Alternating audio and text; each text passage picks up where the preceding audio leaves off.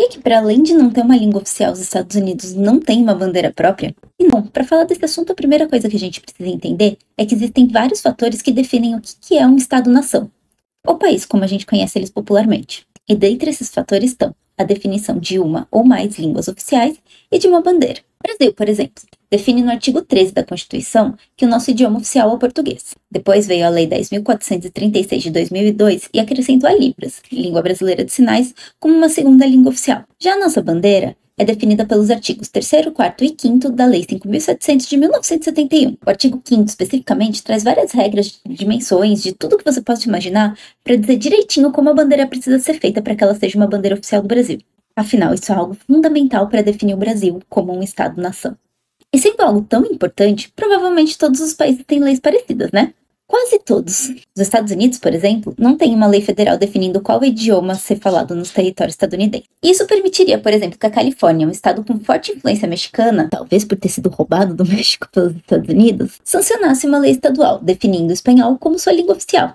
O fato dos Estados Unidos não terem uma língua oficial, aliás, quebra o argumento desse professor do Texas que denunciou seus alunos imigrantes assim que o Trump começou a perseguir os imigrantes, porque, segundo eles sequer falavam inglês.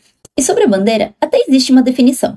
O US Code, que é a compilação de todas as leis federais dos Estados Unidos, traz o seguinte texto. A bandeira, abre aspas, deverá ter 13 listas horizontais, alternadas vermelha e branca, e uma combinação de estrelas brancas em um fundo azul. Parece meio vago, né?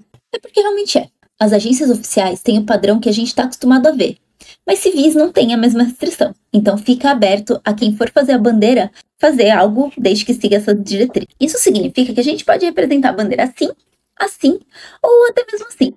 E todas essas versões estariam de acordo com a lei. Isso nos leva a um ponto que a gente está cansado de falar por aqui. Os Estados Unidos não passam de um conglomerado de estados com muita gente com poder financeiro e poder bélico se junta para impor seus interesses à força sobre outras populações ao redor do planeta com base no medo. Por mais de 90% do tempo que eles existiram, eles estiveram em guerra, invadindo outros países, dizendo que eles estão indo levar a democracia.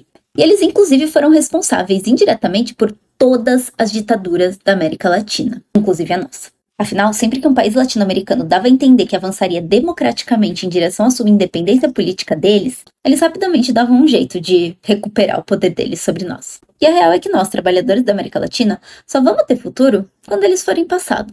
E para que isso aconteça, a gente precisa de organização.